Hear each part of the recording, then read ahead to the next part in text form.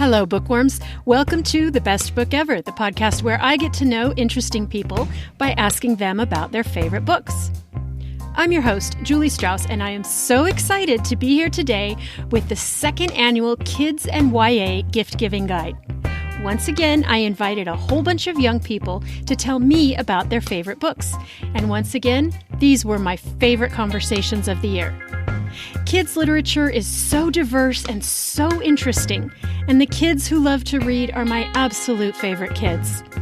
If you are shopping for young people this holiday season, hopefully you'll get some great ideas from the smart, funny readers who join me today. Just like last year, these stories are in age order. So, in case you're listening with your youngsters, remember, the subject matters do get more serious as we move along. I know you're going to love hearing these young people tell me about what they think is the best book ever. I am Hope and I am 7. Hope, will you tell me about your favorite book? My favorite book's actually a series called Magic Treehouse. Magic Treehouse. Will you tell me what Magic Treehouse is all about? Magic Treehouse is all about Annie and Jack who go on these adventures in the treehouse using their books. So they point to a picture in a book, and the treehouse can magically take them anywhere. There are a whole bunch of Magic Treehouse books, right? Yeah, I picked Christmas in Camelot because I have it, and also it's different than most of the books, but they're all written by Mary Pope Ursula Band, if I'm saying that correctly. I think you are. How is Christmas in Camelot different than the other ones? All the other ones is a real place on a real time. Oh, okay. Like a history place or just another place in the world? History. A history place. Okay. So Christmas in Camelot is like a pretend place? Yes, it's a fantasy, but at the back, I read the back, and it tells about how she got inspiration and made this story. And it's about some myths from a long time ago, I think. And it's about King Arthur and the 3 knights of the Round Table. So what happens when these two kids get to Camelot? It sounds like if there are knights, it might be a little bit dangerous. No, the knights are on their side because they're welcomed by King Arthur, and King Arthur controls the knights. Okay, so then what happens? Well, Camelot lost its happiness and magic because they've already been to Camelot once, but after they went to Camelot, King Arthur defeated its enemy, but not before it made all of King Arthur's land, that's Camelot, go gray and dreary and not fun at all. Oh, that sounds awful. Yeah, so Jack and Annie go on a quest sent from the Christmas night to restore peace to Camelot. And also, the Christmas night made Morgan Le Fay, the owner of Magic Treehouse and the librarian from Camelot, frozen. So they go on a hunt for the golden chalice because that is what they have to do. They have to get the golden chalice and drink from it to restore happiness to Camelot. And then King Arthur already sent some knights to go get it, and they didn't return because there's this magical dancing fairy gate that you can get trapped in because you want to dance forever and ever and ever. And once you start dancing, you can't stop dancing unless there's someone else to stop you. And they had no one else to stop you, but Jack did it, and Annie stopped him. And so they made it out of there, and then they made it to the Golden Cup, and they had to defeat some monsters and like dragons. So they drank from the golden chalice to imagine how they would get out of that sticky situation because it was very stuck in that situation. And so they imagined their way out, and Annie imagined almost all of how they got out, and Jack just imagined them crawling back into their cave. And did it work? Yes. Just by crawling? No. Annie imagined how they would defeat it. So they took these wooden things or stuff they had, or candles, and then the dragons were breathing fire as they do. As they do. Got the fire and then used it as their own weapon. Oh my gosh, that is so smart. And then the dragons came back into their cave. They found the knights and stopped them from their prance. So then they rode from the horseback very carefully because they don't want to spill the water they have so hard to get. And so they walked along back to Camelot, and then they dropped one drop of the water on Morgan Le Fay. Now, Hope, my question is this. Have you read all of the books in Magic Tree House? No. No. How many do you think you've read? I've read like 4, I think. Do you like the things like when they go back in real places like history ones, or do you only like these special ones that have magical things like dragons? I like both of them. And I also like them a lot because they teach me in a very fun way about our history and our culture. Because I read another one called Buffaloes at Breakfast, and it actually taught me about an American tribes which culture ate buffalo and killed buffalo for stuff like tools, food, tents, everything they needed to survive. Who picks out books for you? Because I know your mommy's an English teacher, right? I do. You pick out all your own? Does she tell you, I want you to read this one because it's very important for school? Or does she say, you can read whatever you want? She would probably say we would have to read something appropriate. Oh, yeah. And that's in our reading level, but I can read most of the dictionary. You what? Some of it. I can get a little distracted. I started to like it after I actually found it in my house. Do you know what I always used to do when I was your age? Actually, all throughout school, every single time I had to look up a word to find out what it meant, I would put a check mark next to it because I always liked to go back and look and see all the words that I had looked up over at school. Neat, yeah. Huh? I still do that.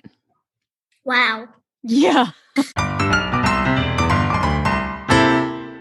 I'm Mackenzie and I'm 7 years old. Mackenzie, tell me about your favorite book. My favorite book is Haunted Castle on Hallows Eve by Mary Pope Absurd. Is it about Halloween? Kind of, yeah. Is this also a Magic Tree House book? Yes. So what happens in Haunted Castle? Tell me about this book. Jack and Annie just arrived at the tree house, but they go into the tree, the giant tree. Uh-huh. And they find the heart of the tree, and it's like a giant library. So they kind of get sent to this town. Annie kind of helps a bird. It's a crow. Okay. And then they go into the castle, and then they discover all these weird noises. They go into the bedroom first. No one's there, but they hear snoring. So the people were invisible. That's why.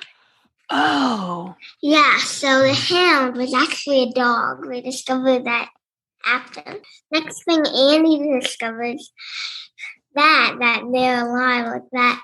So she yells, if you can hear me, and writes something and give me a sign. And she wrote on the mirror because it was dusty.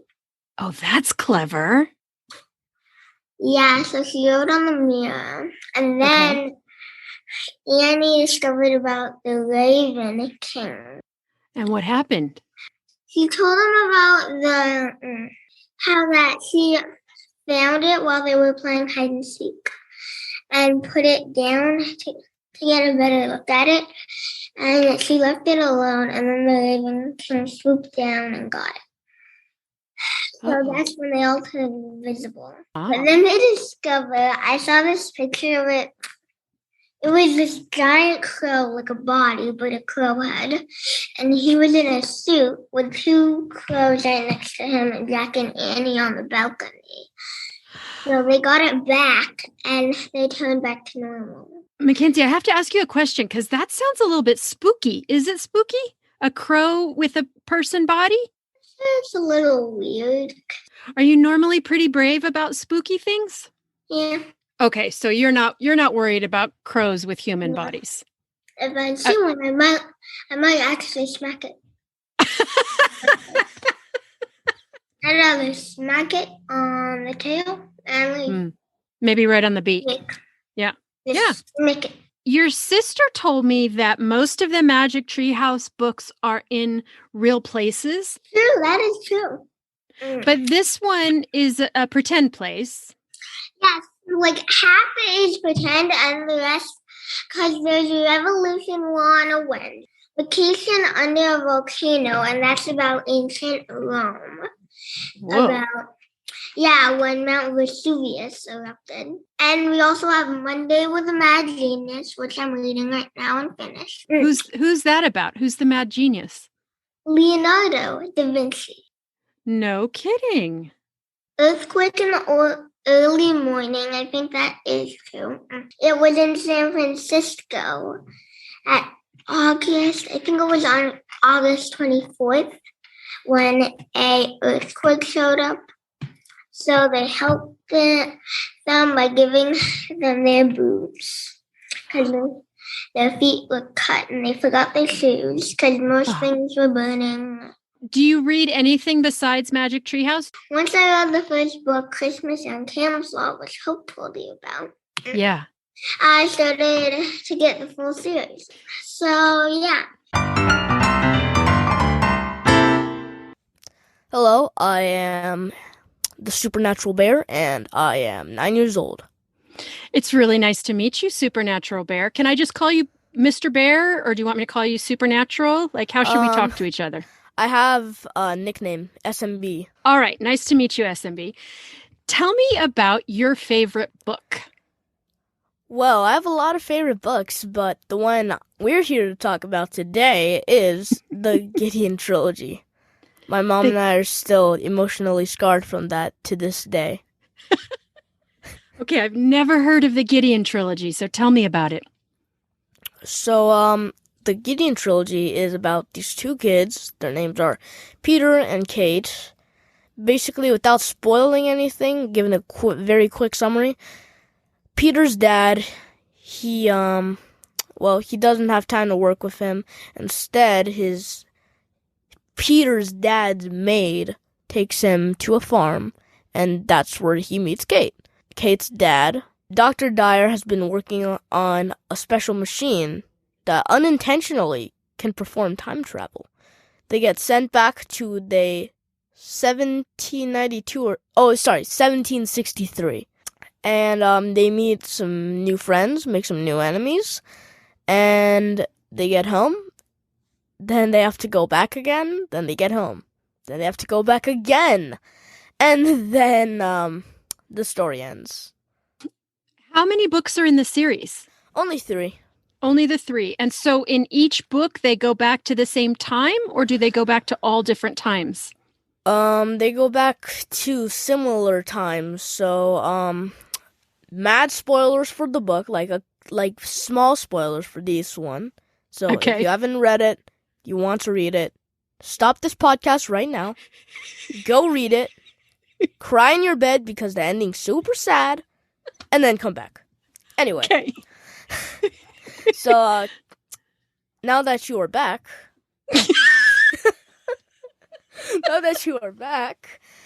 in the first book, they go back in time unintentionally due to the anti-gravity machine's effects, which were experimental. And Peter gets stuck in 1763. Kate makes it home, though. And in the second book, they try and go back to 1763, but they end up going to 1792 instead. And they meet Peter. He disguises himself as Joshua Seymour, the younger brother of someone who I haven't mentioned yet, Gideon Seymour, who everyone recognizes by now, called the Gideon Trilogy. So basically, when Peter sees Kate and Peter's dad, he disguises himself as Joshua, so that way they would go back to get the 1763 Peter, therefore meaning that he would not exist. And that's exactly what happened. Now, you think that would be the end of the story, because they have a small victory party, until the Tar Man, the main villain of this, he gets actually transported with them. So, long story short, he comes, crashes the party, takes Peter and Kate, because he thinks they're the only ones who know the code, and then, they get transported, and for some reason, Kate, she starts fading between 1763 and the present time, which we don't know. She is pretty weak, because she has also been having these fast forwards, which are when she goes so fast that she's the only one moving, really. No one else can see her, no one else can feel her except the Tar Man. And when she touches Peter, she comes back to normal. But she is very weak, and then they're able to get back home. But unfortunately, the story's other main villain, Lord Luxon, makes it back with them, and the Tar Man. And Lord Luxon is slowly fading too from the time travel, since he is a conductor of dark matter, which is what activated time travel stuff. And, unfortunately, Kate finally fades, and she doesn't fade back to 1763. But her and Lord Luxon go so fast that they go out of existence. What? Is that the end of the series? Oh no, it gets even worse from here. So after all of that, all the villains are defeated. The Tar Man is on the good guy side. Yay. He changes his ways. And also, note Gideon's here too. So, I don't talk about it much, but anyway, they go back in time. But when Peter and Kate are going to the laboratory where the anti-gravity machine stuff had happened, Peter is still very sad that his childhood friend, Kate, is now nothing. There's a time quake happening, which is like alternate parallel dimensions are made, and if nothing's done, although all the dimensions go out of existence, so Peter makes the ultimate sacrifice. He throws a rock at his past self, therefore making him get out of the vehicle. It alters the timeline, and the Tar Man and Gideon say goodbye to Peter. Then they look away to throw some more rocks at the other Peter.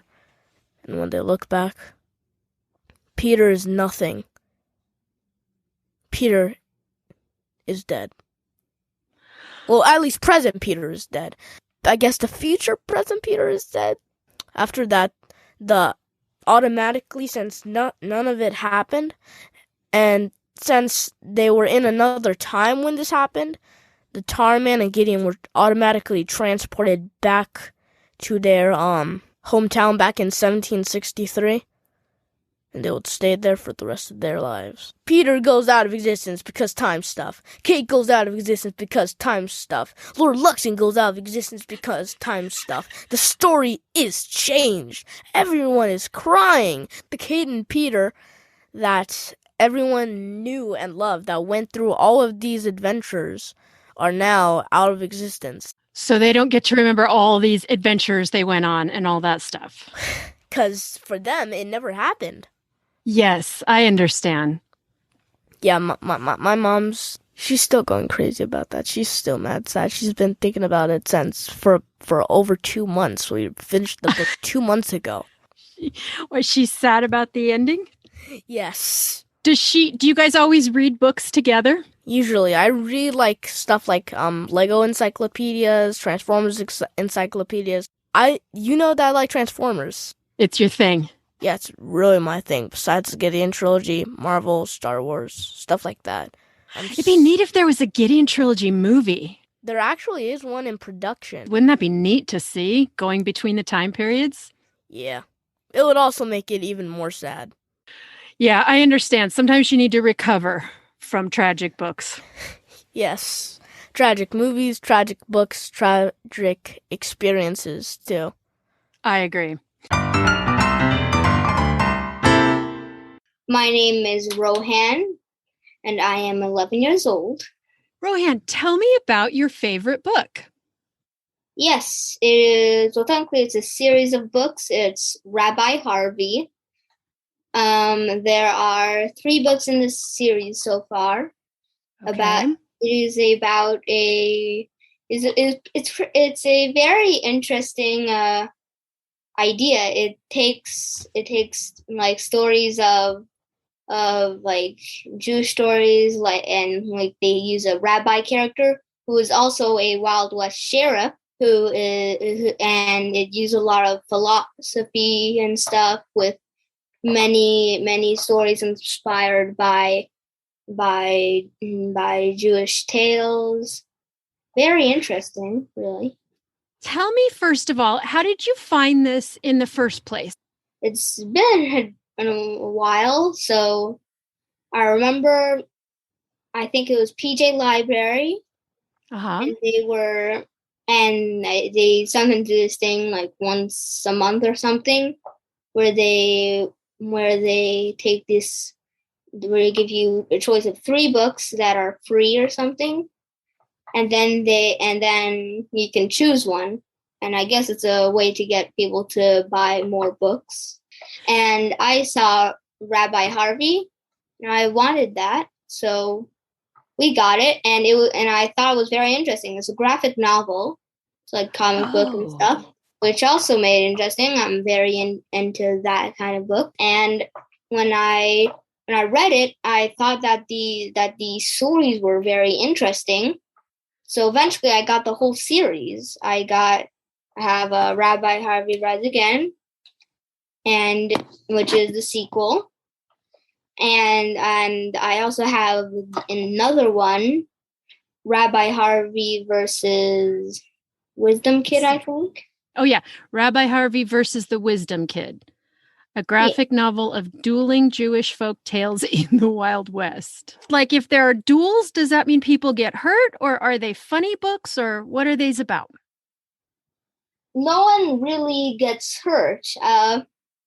I think that in the Wikipedia page, it even makes sure it assures the reader that that instead of using a gun, Rabbi Harvey tries to solve it with words and stuff. Oh, I like that.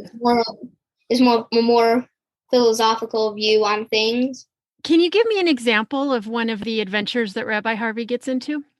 Well, one day I remember he goes to do this contest where all the rabbis all around the country, they have to do this contest. They have to bring the most valuable item, and whoever brings the most valuable item wins. So Rabbi Harvey, he can't find anything, so he gets desperate and he goes to ask his neighbor for help.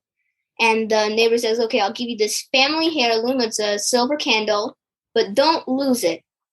And then Rabbi Harvey's like, "All right." So he runs right back to the building that's holding the contest. Right when he's about to arrive, a thief, a bandit, comes up and pulls a gun up at him and says, "Give me all your valuable items." So Rabbi Harvey decides to play a few tricks on the bandit. And he's like, "Oh, I have this silver candle, but I'm not going to give it to you." And he's like, "I have the gun. You should have thought that of it." And he's like, "Okay, shoot me." Like, okay, so I shoots him twice, but like it goes right through his shirt. And so then he hears like the backstory of Bandit, how like he got desperate. He like had this job as a potato salesman, and he wasn't making a lot of money, so he committed theft and he stole something, sold it. One theft led to another, and he became a bandit. He just stole valuable items as a living. So then he starts crying, saying that he swears that he'll never be a bandit again, and that he'll lead a peaceful life from now on. And then when the bandit starts crying, Rabbi Harvey took an empty wine bottle, put it under the bandit's face, and a tear fell into the bottle. And he brought that to the contest, and he won first prize. What did he say it was? The tears of a bandit? The tears of a bandit, yeah. Wow. Okay, one thing I don't understand, is the rabbi magic or something? How come the bullets didn't hurt him? Well, because they went through his clothes. Oh, they never actually touched him. He's not magic, he's a regular human. He's just a regular guy. There is another chapter, every book has it, called Stump the Rabbi, where all these people go up to the rabbi, and they pay 5 cents to get him to not be able to answer something, like a very wise question or something. If he can't answer, the person that asks gets a free pie.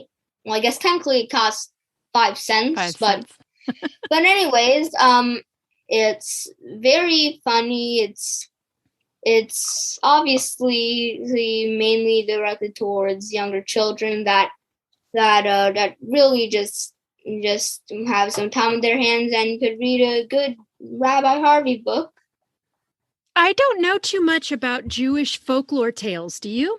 I can definitely say before I read this book specifically, I knew some, but I definitely learned more with Rabbi Harvey. Really, most of the stories are just old Jewish stories, but with a Wild West twist. Rohan, do you always read graphic novels, or do you ever read chapter books? Well, mainly I read graphic novels, but they feel more like a short TV show, while a chapter book would be a whole movie. I love that. That is the perfect way to describe it now that you say that. That's exactly right. My name is Kate, and I'm 11 years old. My favorite book is called Alone. It's by Megan Freeman. I have never heard of this book. Tell me what it's about.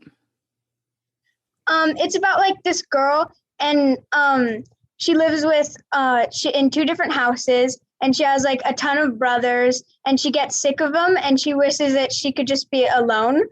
And she goes and she tells her mom that she'll be at her dad's house, and her dad that she'll be at her mom's house, and she goes and she has a secret sleepover, but neither of her friends can make it, so she's just alone. And then when she wakes up, her phone is going like all these alerts that they have to like evacuate the state and stuff, but her phone was dead, so she didn't get them. And then she's all alone in her state. Okay, why did they have to evacuate? It doesn't really say why. It just says there's like just like a threat, but she never runs into that threat in the book. Oh, okay. So there's something like a fire or a flood or something going on outside of the house where she is. Yeah. My mom said it was probably like about like politics or something like that in the book. Okay. Yeah. So what happens? Is it like a survival tale or something? Yeah, she's left all alone, and she has to like get things from grocery stores and stuff, like rob them and stuff. But nobody's there, so it's not really robbing.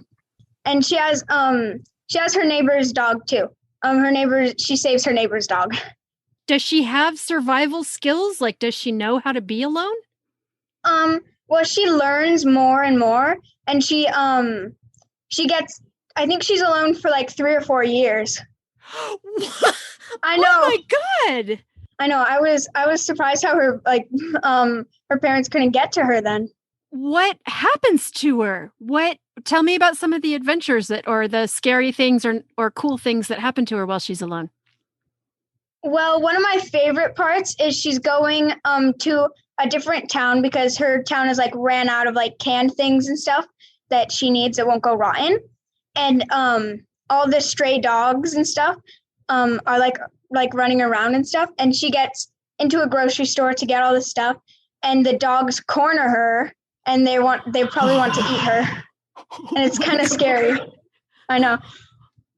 Like it doesn't seem like super interesting, that part, but like how the author writes it, like she really gets to like your heart beating kind of. Oh my gosh, I think that actually sounds terrifying. It was terrifying. But then she has one dog that she has kept. Yeah, but she keeps that dog at home because I think his paw is hurt or something, and it's a really far way. Is the overall book like scary or inspiring or sad? Well, it's kind of like all of them because she runs into so many different things. Like there's scary parts, and then there's sad parts, and then there's parts that are like, oh my gosh, wow. Why did you like it so much? I liked her dog, and also. Yeah, I thought her dog was really cute on the cover. And I really liked how she would there was like this one part at the beginning of the book where she was doing a book report with her brother, and her little brother was asking, do you think it would be the hardest to not have food and have to survive or be alone? And she was like, well, you can survive if you're alone. But you can't survive without food or anything. And then when she finds that under the fridge while she's actually been alone for a few years, and then she starts crying. That part's really cool. And so, okay, we're going to have to bleep this out of the podcast, but what happens at the end? At the end. God. I have to read this. So is part of the reason that it appealed to you so much because you have two brothers and you're such a bookworm? I don't know. My mom picked out a ton of books for me at the library, and I just read the back and see what looks most interesting to me. And that one looked really cool to me, to see all the different things that she has to survive. So you're 1 year younger. Did you say the girl's 10? I think when it starts out, she's like 10 or 11, and then when it ends, she's like 13 or 14. So you're the same age? Yeah. Do you think you could survive it? I have no idea. I think I would be really scared and sad, but I think I might be able to. But it was really smart of her to think of canned stuff. I think I would just eat the rotten stuff and not think about it, and I'd be like, oh, rotten. Did she have electricity? No, she didn't. It was she had electricity for a few days, and then it just the power just completely went out. And she had to drive her mom's car to different places. And I was like, oh my gosh. Well, maybe that wouldn't be so scary, I guess, if there weren't any other cars on the road. Yeah. But also, whenever I'm in the car and I'm watching my mom steer, it looks so scary. There's also another scary part in the book where there were these invaders that came, and they would just rob all the stores and everything. And it was really scary because one of them, they found a little kid, and then the leader just killed it. Oh no, that's terrible. Yeah. This is not what I expected to hear from you. I think last year you chose a sweet book about dogs. Yeah, pretty sure I did. My name is Jack, and I am 13. Hi, Jack. Tell me about your favorite book. My favorite book is The Outsiders, about a boy named Pony Boy. Oh, my God. And he has two brothers, Soda Pop and Dairy. And he lives with a gang named the Greasers, or they are Greasers. Greasers wear black leather vests with a white shirt underneath, and usually jeans as well. And they're called greasers because their hair, they put a bunch of hair grease into it, or to make it look greasy. And the beginning of the book just has him introducing all of the members and how they all have lived for the last, I would say, 14 years. And he now depends on the gang because he lost his mom and dad to a car accident. And then we learn more about Soda Pop, his brother, which is he's really kind and sweet and sympathetic. Derry isn't as sympathetic because he works 2 jobs and doesn't really have any time to spend with anyone. And he's more tough than them and doesn't really have as much emotion as them. And then we learn about how they're about the other gang that there is, the Socias, aka the Socials, and they are the rich kids, and they drive sports cars. They don't really have feelings. In fact, in the book, I believe it was Cherry Valance that said, when you have everything, it feels like you have nothing. So then they just do stuff to the poorer kids because they don't have anything else to do, I guess. Or they just don't feel like they fit in with the rest. It is sad because as we go further into the book, at around chapter 3, Ponyboy and Johnny are jumped by the Socias, like 5 Socias, and Johnny, actually Ponyboy was then attacked by them and they tried to drown him in the fountain, but Johnny comes up behind the ringleader and stabs him with the pocket knife that he has, and that kills him, and then the other ones flee, and they have to go to Dally, which is, Dally doesn't really have any emotions either. He's just tough and brutal and doesn't have a family that cares for him. He's lost everybody else that was special to him. And now all he has that he really does care about is Johnny. Because Johnny gets what he's going through because his family is the same. Mm-hmm. He doesn't really have anybody special except for the gang. And then they have to get a gun from him and some money so they can go up and live in the hills until Johnny's safe to come back down, since he's going to be wanted for the murder. And then they go up there for around a week. Then they have a rumble between the Greasers and the Socias. The Greasers win. Ponyboy is assigned at school since he's been getting really bad grades ever since the trial against him. Ponyboy then at school is just too caught off guard and just thinking about his own life instead of getting good grades or anything. And then he just falls behind in all of his classes. And then he's assigned, just for him, a project where he has to write about something like a story of your life, a story from your life. And then he starts off that essay with the first few parts, with the first few words that are in the beginning of the book. And then that's the end. I love this book so much. I cannot believe this is your favorite. So tell me what you like about it.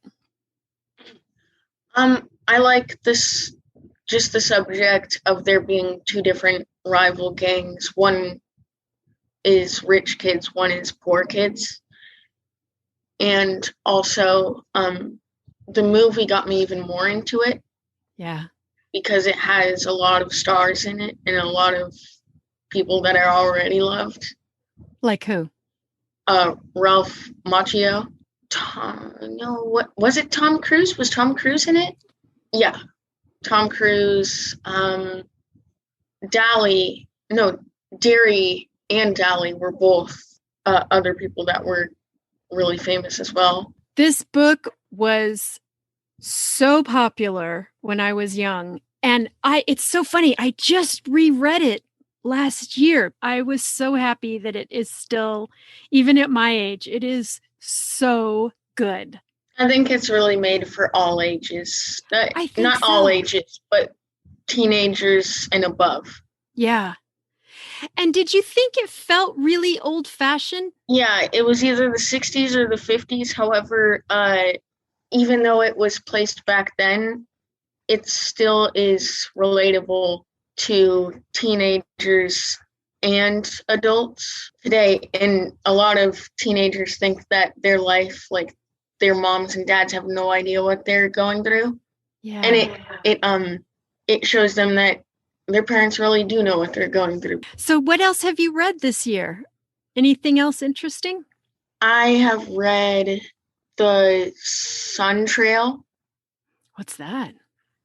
Another Warrior Cats book. Oh, you're still into Warrior Cats? I'm pretty sure I'm always going to be into it. How many books are in that series now? I mean, it's something like 5 million, right? Close to it.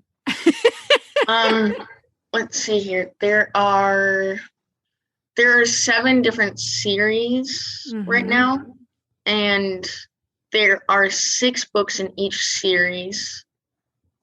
So that is a total of 42 books. However, there's also novellas, super editions, ultimate editions, mangas, some other ones. And for all of those, there's like 12 of each. So that's around 102 books. And you read them all? I have read almost all of the series. And then I don't know how many more series they're going to do. I hope they just keep on going forever. Hi, my name is Joey. I am 14 years old, and my favorite book is the Generations Trilogy by Scott Sigler.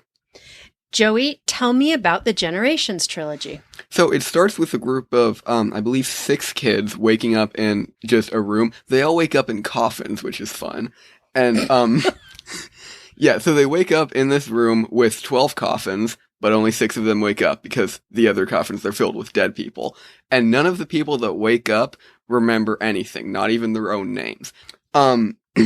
So basically the first book is sort of like a mystery because they're in this, like, they're in this maze, and, like, they're not sure if they're in a building or underground because they have no memory. And, pretty much the plot of the first one is they're just trying to find their way out. And the plot definitely evolves throughout the trilogy to a lot more than trying to get out of a maze, but there's very few there's a very small amount of things I can say about the second and third book without, giving away major spoilers. Okay, tell me the names of the 3 books. Okay, so it starts with Alive, and then the second one is Alight, which is my personal favorite, and then the third one is Alone. This sounds very dark and mature. Yeah, so before I say this next part, I would like to clarify that when I read it, I was not scarred, and I was okay. But, like, I first read it when I was 12, and I think if you had really known what happens in that book, you wouldn't have let me read it. Oh, God. Like, once again, I was fine, it was okay for me, I just don't think you would have been okay with it. Well, I mean, like, yeah, it is a dark trilogy. There's a lot of dark themes and vaguely graphic violence. What does vaguely graphic violence mean? I mean, like, it doesn't, like, go into detail about, like, blood splatters or stuff like that, but there is a lot of fighting and a lot of death and injury and stuff like that. It's definitely a don't get too attached type of series. But, like, I've always noticed that the deaths aren't really used as a gimmick. They really, like, whenever a character dies, it really packs a punch, and it's just so incredibly written because it really makes you feel the stakes of the story.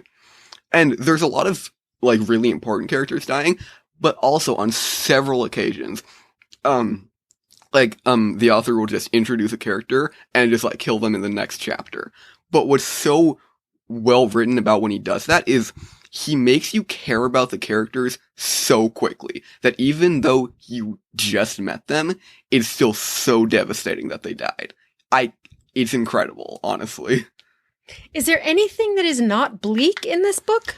Oof. Not a lot. It's a very bleak trilogy. So what makes you like a bleak trilogy? I don't know, honestly. I mean, I like this trilogy just because it's so well written.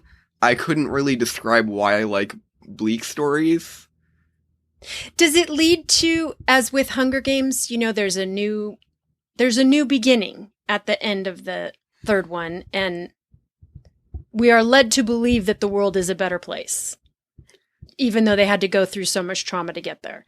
Is that what this does? So, this trilogy definitely ends with, like, a lot of new things to the story. I can't really reveal a lot, but, I actually don't like the ending. I wasn't a huge fan of the third book, and the ending kind of disappointed me, which was unfortunate. You can't tell us why? Yeah, there's really not a lot I can say about the second or third books. Okay, so you said the second book is your favorite in the trilogy. Yeah. Can someone just pick up the second one and still understand what's going on? Nope. Or you really do have to start from the definitely first? not.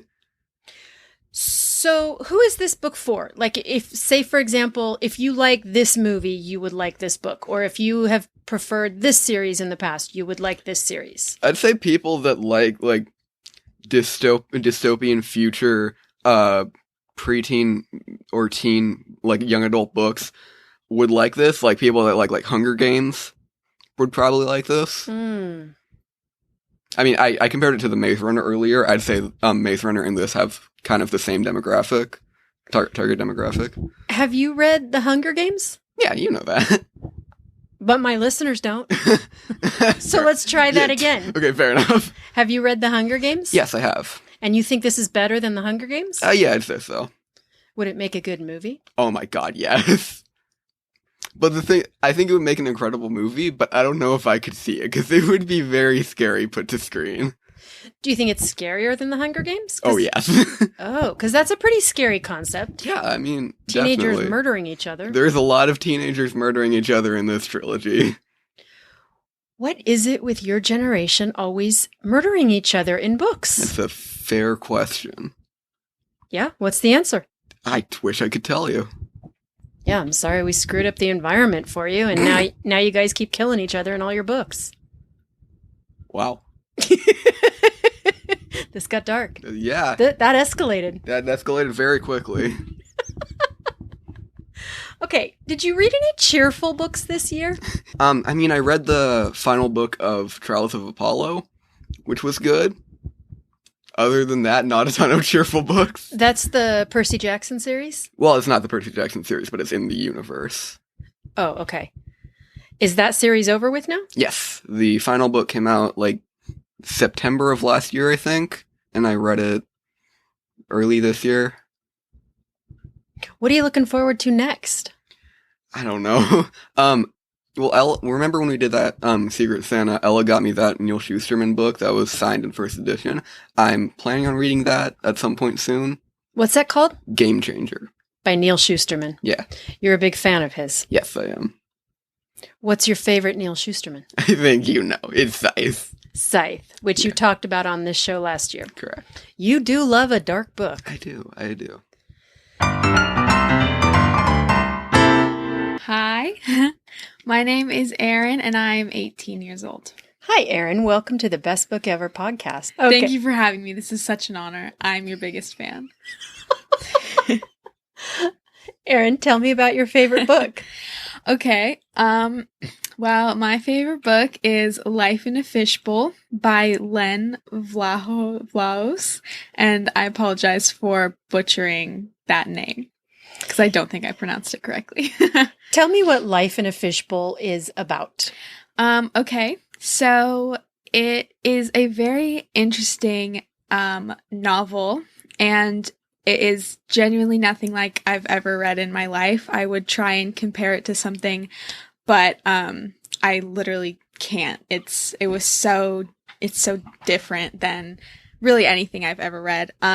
So basically it centers around a young teenager named Jackie, and she just lives in a very normal, everyday family. But then her father gets diagnosed with a terminal brain tumor, I guess, or terminal cancer, whatever you would call it. And then in order to make money for his family, he knows he's gonna die.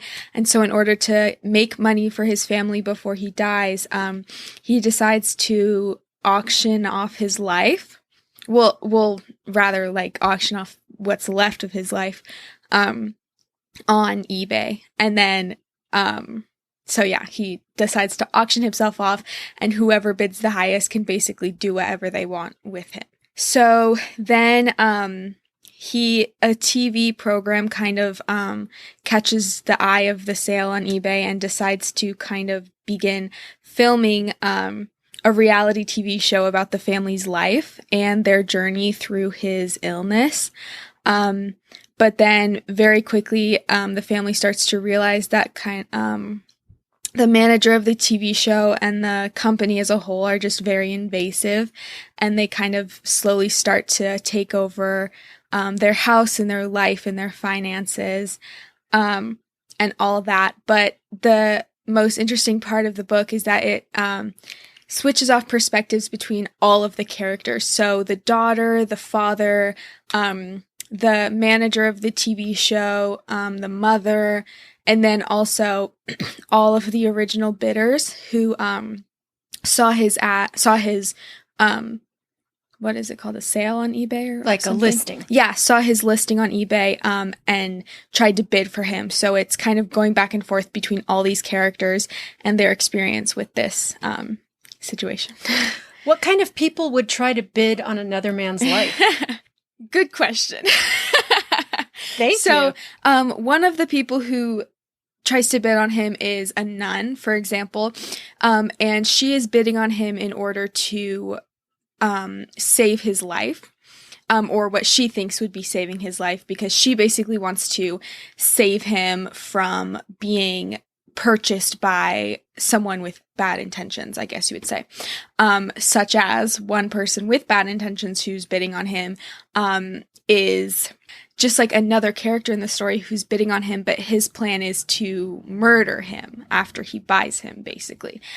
So there's just all these different characters with all these different intentions who bid on him at first, but ultimately the TV show company gets him, but still throughout the book, all these bidders are still involved with him. So the chapters are still from their perspectives. So yeah. Yes, it is very sad because, the family kind of starts to realize that this TV show is kind of controlling their entire lives and pretty much ruining their lives. But they know they kind of have no way out because they, signed contracts and whatever. And also they need the money because the dad was their main source of income, and everyone knows that he's very shortly going to die. So they kind of have no way out because they need the money. So now this is a book that the second you finished it, you handed it to me because you are my YA book whisperer. Yes. I think you've left out a really crucial one of the POVs, the points of view, is what? Well, so I couldn't decide if I was going to talk about this because... Do you think we should or no? Yeah, we can. But another point of view, another, I guess you would call it a character who gets their own chapters from their own perspective, is the brain tumor itself. And that sounds super crazy, and it is. But basically,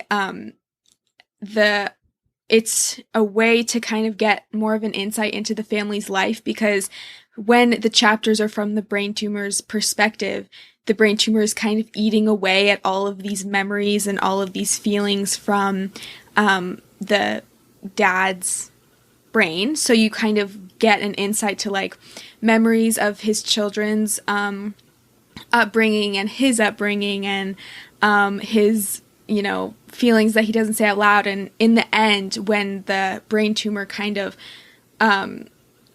makes him unable to function anymore, it's like, that is him. You know what I mean? So it's like he as a character in the book is not able to communicate with his family or anything else, but you're still getting insight to what he's thinking and feeling because there are chapters from the brain tumor's perspective.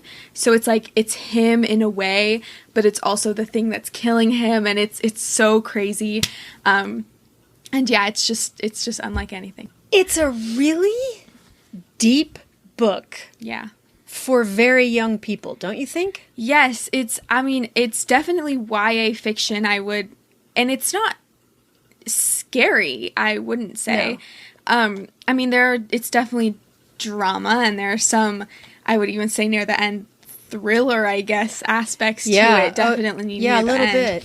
But it's not scary.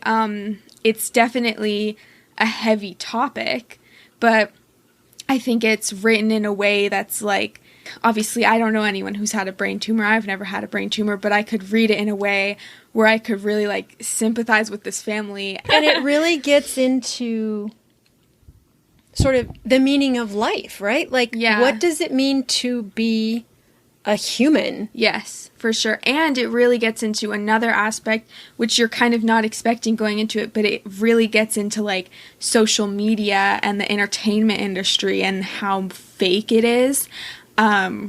Because it's very clear that the TV show is kind of manipulating their lives to look over-dramatized and editing it in a way that everything is more sad and more dramatic and everyone's angrier and all this stuff. So, yeah, it also kind of explores that aspect, which is not really expected, but really a good addition. So everyone is kind of feeding off this family, not just the brain tumor. Is that the thing? Yes. Did you learn something from this book?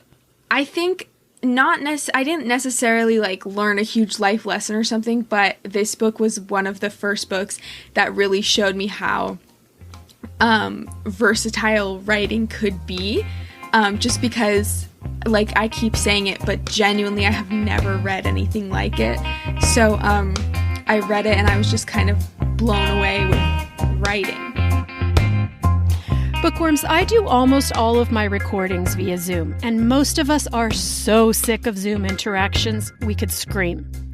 That goes double for the school-aged kids in our lives. So before I sign off today, I'd like to say a special thank you to the parents who helped wrangle these kids to do a podcast interview. I am so grateful to them for giving up their precious family time to talk to me, and I'm so grateful that they're raising readers. Your kids are so smart, so funny, and so dang interesting. I am absolutely in awe of all of you. Thank you. Now, if you'd like more information on this episode and links to all the books we discussed, check out the show notes or go to my website, bestbookeverpodcast.com. You can also follow the podcast on Instagram at bestbookeverpodcast. I'm your host, Julie Strauss, and you can find me everywhere as Julie Wrote a Book.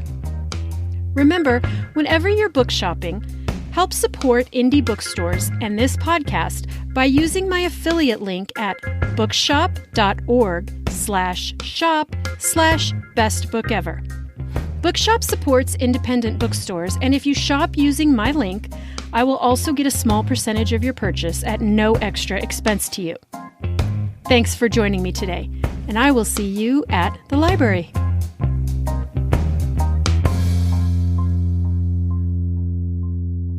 Having me. It's been a delight talking to you. It always is. Oh my gosh. Thank you so much. It's been a delight. I'll talk to you in like 15 minutes when we have dinner, okay? Yeah.